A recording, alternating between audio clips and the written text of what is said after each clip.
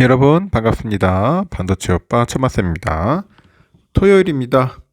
토요일 새벽 6시 언제나 한결같이 여러분에게 1교시 영상 올리고 있네요. 제가 좀 피곤하고 어렵고 하더라도 해야죠. 또 어떤 날은 또 술을 마셔가지고 상당히 안 좋은 상태에 있었어요. 컨디션이 안 좋은 상태에서도 방송을 한 적도 있고 참 쉬면 되는데 쉬지를 않고 했어요. 좀 많이 부족했어도 여러분들이 많이 이해해 주시고 응원해 주셔서 지금도 이렇게 열심히 하는 것 같습니다. 제 나름대로 열심히 하는 건데 많이 부족해요. 부족하더라도 여러분이 좀 많이 응원해 주십시오. 격려해 주시면은 더욱더 열심히 하도록 하겠습니다. 뭐든지 열심히 할게요. 무조건 잘 될 수밖에 없는 사람들이 있어요. 그 사람들의 공통점이 있습니다. 무조건 잘 될 수밖에 없더라. 첫 번째 뭐냐? 무엇이든 일단 시작하고 보는 겁니다. 저도 일단은 막 시작하는 거야. 응? 그 일을 자신이 잘 해낼 수 있을지 걱정하고 가능성을 따지기 전에는 호기심이 생기면 무작정 한번 시도해 보는 겁니다. 그러면 생각이 길어지면 하지 말아야 할 이유만 늘어납니다. 이 두려움만 커진다는 것을 알기 때문인 거죠. 여러분도 한번 해보세요. 두 번째는 질문을 두려워하지 않는 겁니다. 잘 모르는 것이 창피해도 모르는 것은 그때그때 물어보는 겁니다. 이 부끄러움은 잠깐이지만 배움은 영원하기 때문이겠죠. 세 번째는 늘 새로운 방법을 고민합니다. 누군가가 알려준 방법으로만 관습적으로 일을 처리하지 않고요. 더 쉽고 빠르게 처리할 방법은 없는지 끊임없이 의심을 하고 길을 개척하는 거죠. 네 번째는 시대의 흐름에 저항하지 않는 겁니다. 시대의 흐름에 저항하지 않는다. 이 새로운 트렌드에 항상 마음이 열려 있고요. 새로운 기술이 나오면 누구보다 먼저 이용해 보는 겁니다. 다섯 번째는 실수를 겸허히 인정한다 겁니다. 누군가가 잘못을 지적하면 변명하지 않고 깔끔하게 인정을 하는 거예요. 변명거리를 찾을 시간에 문제를 해결하기 위해서 부지런히 움직인다는 거죠. 성공하는 사람과 실패하는 사람의 능력 차이는 그리 크지가 않다고 합니다. 그들을 명확하게 가르는 것은 그들이 삶을 대하는 그 태도의 차이라고 합니다. 태도의 차이다. 능력이 조금 부족해도 태도가 건강한 사람은 시간이 걸릴지언정 결국 성공할 수밖에 없어요. 능력이 아무리 좋아도 태도가 건강하지 못한 사람은 시간이 지날수록 도리어 뒷걸음질을 하게 된다는 거죠. 여러분 성공하고 싶습니까? 그럼 성공하고 싶다면 태도부터 점검을 해보세요. 건강한 태도를 기반 삼아서 성공의 빌딩을 차근차근 쌓아 올려봅시다. 차근차근. 저도 차근차근 가잖아요. 하나씩 하다 보면은 뭐 좋은 날이 오겠죠. 또 삼성과 다양한 관련된 이야기 한번 이야기를 들려드릴 테니까 들어보세요. 외국인 투자자들 사이에서요 좀 한국 증시의 낙관론이 떠오르고 있답니다. 비관론이 아니고 낙관론이 떠오르고 있다. 최근에 한 달간 한국 증시에 베팅하는 ETF가 미국 S&P 500을 추종하는 ETF보다 높은 수익률을 내기 시작했잖아요. 높은 수익률을 내기 시작했는데 또한 이달 들어서 외국인 투자자들의 한국 주식 거래 규모는 줄었지만은 이 순매수 규모가 오히려 30% 이상 대폭 늘었다고 하네요. 뉴욕 증시에 보니까 그 한국 우량기업 투자 ETF인 iShares MSCI 한국 상장 지수 펀드 ETF가 한 달 사이에 9% 넘게 올랐습니다. 같은 기간 미국 S&P 500 지수에 투자하는 SPDR S&P 500 트러스트 ETF가 5.6% 오른 것에 비해서 상승폭이 두드러져요. 이는 상대적으로 한국 증시 강세를 기대한 투자들의 매수세가 그만큼 크다는 것을 시사하는데 외국인들도 한국 증시에서 이 과거보다 긴 호흡으로 투자하는 패턴이 좀 나타나고 있는 것 같아요. 한국거래소에 지켜보니까 이달 들어서 16일까지 유가증권 시장에서 외국인들 1일 평균 거래 대금은 4월 한 달 대비 7.1% 감소를 했고 하지만 하루 평균 순매수 규모는 2,147억 원을 기록을 해서 전달보다 오히려 33.7% 급증을 했어요. 이를 두고 여의도 증권가에서는 외국인 투자자들이 한국 주식 단기 매매에 집중하는 대신에 시간을 두고 코스피 지수 상승에 베팅한 결과다, 이렇게 해석이 나옵니다. 월가에서도 최근 대형 투자은행을 중심으로 한국 첨단 반도체하고 온라인 거래 플랫폼 기업 주식 매수론이 부각이 돼서 눈길을 끌어요. 대표적으로는 AI용 첨단 반도체 관련해서 SK 하이닉스하고 삼성전자가 핵심 종목으로 꼽혔고, 미국 바이오 보안법안 수혜주로 삼성 바이오로직스가 아시아 최고의 주식으로 부각이 됩니다. 중국이 테무하고 알리익스프레스 공세에도 불구하고 한국 쿠팡에 대한 성장 기대도 여전하죠. 다우지수가 사상 처음으로 장중에 4만원 선을 돌파했어요. 4만 선을 돌파했고, 종가는 전장보다 0.1% 내렸지만은 다우는 2017년 1월 2만 선을 돌파한 후에 약 7년 만에 2배인 4만 선을 찍은 셈입니다. 93년 3월 1만 선 돌파 후에 2만 선 찍는데 약 24년 걸린 것에 비하면 소요 기간이 크게 줄었네요. 대단합니다. 24년 걸렸는데 진짜 몇 년 만이야? 이거 7년 만에 올라왔으면은 엄청난 겁니다. 그리고 또 스마트폰 관련된 이야기들이 또 있네요. 보니까 하여튼 재밌어. 보면은 최근에 구글 렌즈 디자인 매니저인 최모 씨가 자신의 SNS에 올린 글이라는데, 뭐냐면 기본적으로 서클 투 서치와 같은 원리로 작동하지만 훨씬 빠르다. 뭐 이런 글을 썼어요. 일견 구글이 아이폰 운영체제에 바로 가기에 구글 렌즈를 결합해서 내놓은 기능이 갤럭시 S24 시리즈에 적용된 안드로이드 서클 투 서치보다 빠르다는 것처럼 들리죠.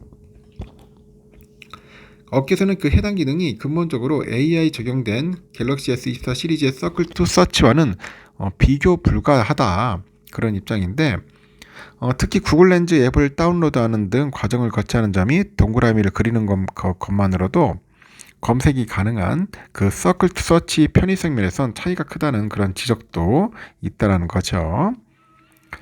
미국 IT 전문 매체 테크크런치가 최근에 최 매니저가 SNS에 올린 글을 소개했는데, 여기에서 최 매니저는 구글 앱 iOS 팀이 아이폰 15 프로 시리즈에 활용할 수 있는 변형된 서클 투 서치를 개발했다는 사실을 알리고, 안드로이드의 서클 투 서치보다 빠르다고 강조를 합니다.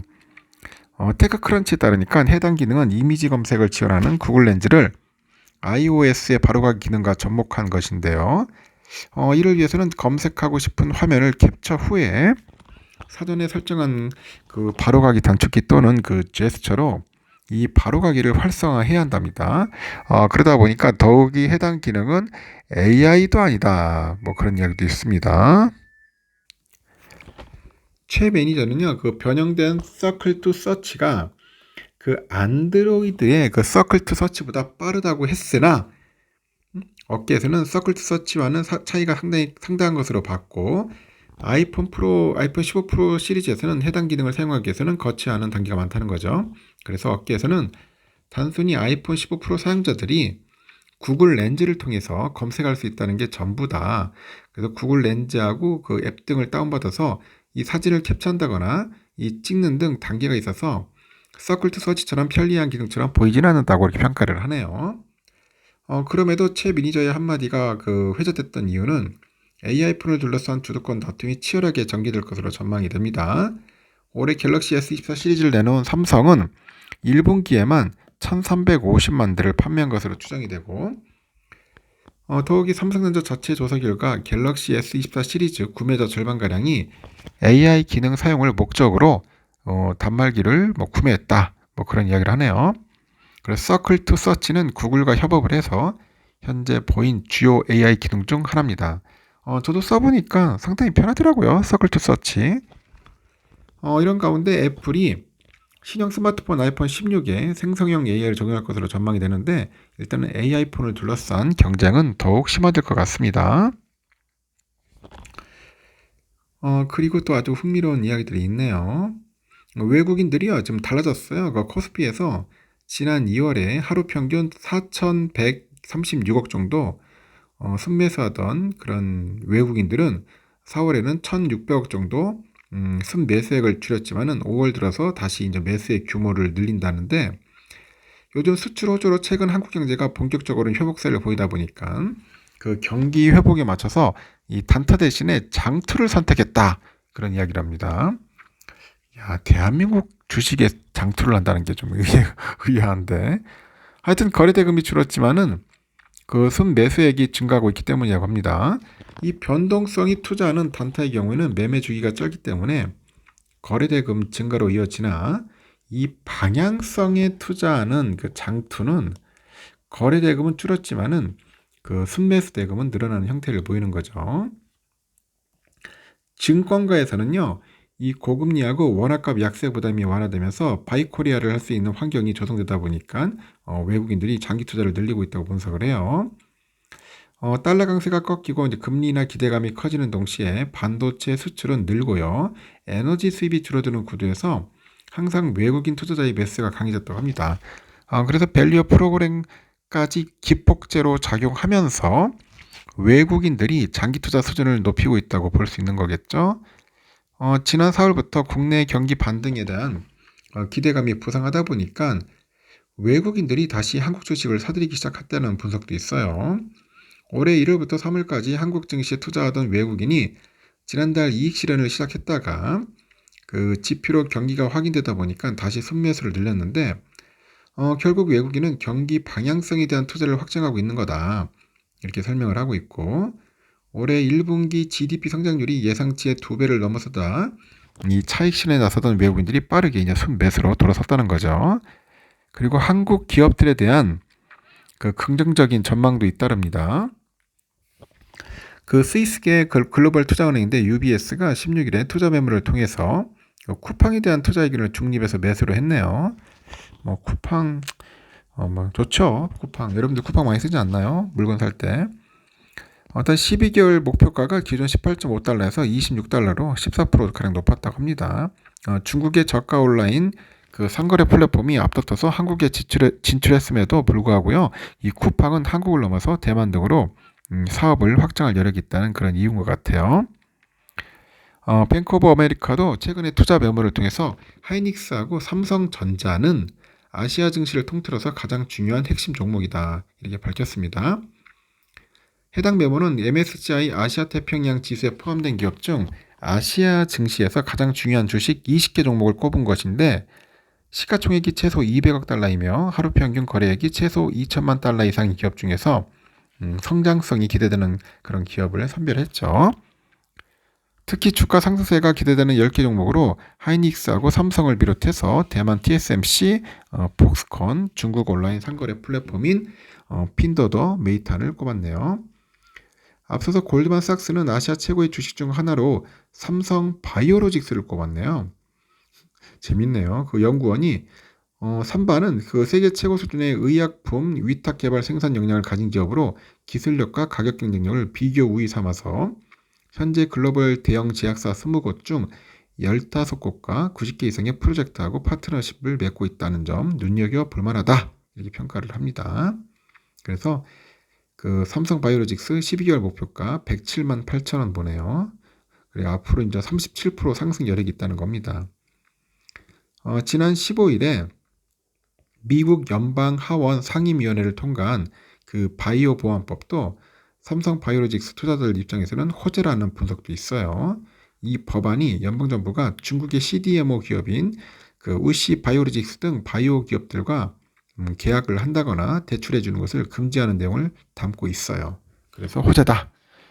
하여튼 다양한 이야기들이 있는데, 갑자기 한국에 꽂혔어. 월가가 한국에 꽂혀 있는데 도대체 왜 그런지 모르겠습니다. 이놈들 갑자기 또 이렇게 투자하다가 폭탄 매도 폭탄 한번 떨릴지도 모르겠습니다. 하여튼 지금 상당히 좋게 보고 있다, 그런 이야기입니다. 참고하시고, 하여튼 삼성은 핵심이다. 여기까지 하겠습니다.